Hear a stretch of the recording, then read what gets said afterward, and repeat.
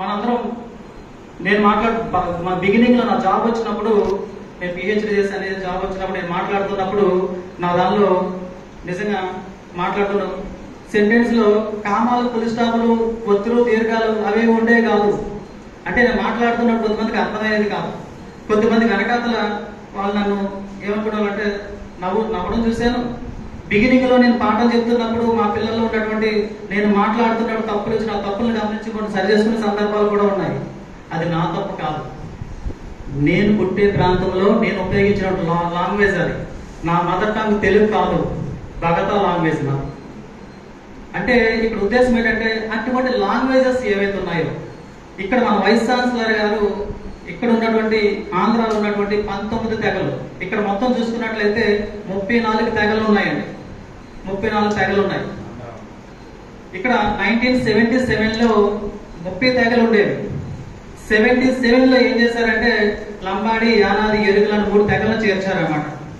అసలు ట్రైబల్స్ లో ఇంకో తెగలను చేరిస్తే దానికి ఒక కమిటీ ఉంది. దాన్ని లోకూర్ కమిటీ సిఫార్సు చేస్తుంది. లోకూర్ కమిటీ ఏంటంటే 5 రకాల అంశాలను తీసుకొచ్చింది అనమాట. ఎందుకంటే ఎవరు ట్రైబ్స్ అని చెప్తున్నప్పుడు లోకూర్ కమిటీ డెఫినేషన్ ఏంటంటే ట్రైబ్స్ అనే వాళ్ళకి ప్రత్యేకమైన భాష కలిగి ఉంటారు. ట్రైబ్స్ అనే వాళ్ళకి ఒక ప్రత్యేకమైన సంస్కృతి సాంప్రదాయాలను కలిగి ఉంటారు. ట్రైబ్స్ అనే వాళ్ళు వ్యవసాయ తత్వాన్ని, వ్యవసాయం చేసే విధానంలో ఒక ప్రత్యేకతను కలిగి ఉంటారు. ట్రైబ్స్ అనే వాళ్ళు భయాన్ని, బిడియాన్ని కలిగి ఉంటారు. దేనికి భయం, బిడియం? క్రూర మృగాలను ఏటాడగలరు, అక్కడ భయం లేదు. కానీ ఈ సమాజంలో ఉన్నటువంటి వ్యక్తులతో కలవడానికి భయపడతా ఉంటారు. మీరు చూస్తూ ఉంటారు, మీరు ఎక్కడ మీ పాఠాలు చెప్తున్నప్పుడు ట్రైబల్ స్టూడెంట్స్ ఒక ఇద్దరు జాయిన్ అయ్యారంటే వాళ్ళిద్దరే మాట్లాడుకుంటూ ఉంటారు. మిగతా వాళ్ళతో మాట్లాడడానికి ఇష్టపడరు. ఎందుకంటే వాళ్ళకున్న సమస్యలు అనేవి వాళ్ళు ఇంకొకరితో కలవడానికి చాలా భయపడతా ఉంటారు. భయం, పీడికి కలిగి ఉంటారు అన్నమాట. అటువంటి తత్వాన్ని కలిగి ఉంటారని చెప్తారు. అదేవిధంగా ఫైనాన్షియల్లీ బ్యాక్వర్డ్ అన్నమాట. వాళ్ళకి డబ్బులు అవసరం లేదనుకోండి, ఎందుకంటే అక్కడ వాళ్ళకి ఉన్నటువంటి అడవి వాళ్ళు రక్షించేస్తూ ఉంటుంది. కాకపోతే ఈ అడవిని అందరూ మనం భక్షించేస్తూ ఉన్నాం కాబట్టి వాళ్ళు రక్షించే అడవి లేదు. కాబట్టి ఈ రోజు వాళ్ళు సందిగ్ధంలో ఉన్నారు. ఎక్కడ ఉండాలో, ఏం చేయాలో తెలియనటువంటి పరిస్థితులు వెళ్ళిపోయారు. లోకూర్ కమిటీ చెప్తుంది ఫైనాన్షియల్ బ్యాక్వర్డ్ అని చెప్పి. ఈ 5 లక్షణాలు ఉన్న వాళ్ళే ట్రైబ్స్ అంటారు. అందులో భాగంగానే ఈ లక్షణాలని క్రోడీకరించి ఏం చేస్తారంటే ఆ 3 తెగలను చేర్చడం జరిగింది. అప్పుడు 33 తెగలయ్యాయి. ఈరోజు 34.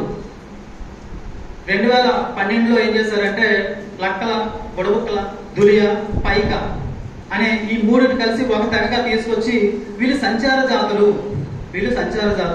వీళ్ళకి ప్రత్యేకమైన భాష ఉంది, వీళ్ళకి ప్రత్యేక సంస్కృతి సాంప్రదాయం ఉంది, వీళ్ళకి ప్రత్యేక వస్త్రాధరణ ఉంది. ఈ లోకూర్ కమిటీ తెలియజేసిన లక్షణాలన్నీ దీనికి కలిగి ఉన్నాయి కాబట్టి వీళ్ళు చేర్చొచ్చు అని చెప్పి 2012లో చేర్చడం జరిగింది. అంటే ఉద్దేశం ఏంటంటే ఇక్కడ వాళ్ళకి సంబంధించినటువంటి ఏదైతే జ్ఞానం ఉందో, ఇప్పుడే మన మోస సార్ చెప్పారు వైద్యము అనేది. ఈ వైద్యంలో మనం చూడొచ్చండి. ఒక రియల్ ఎగ్జాంపుల్ ఏంటంటే మా కజిన్ ఒక అతను పండగ చేసుకున్నప్పుడు ఫుల్గా మందేసి పడుకున్నాడు. ఎక్కడ? మేడ పైన స్లాబ్ పై పడుకున్నాడు.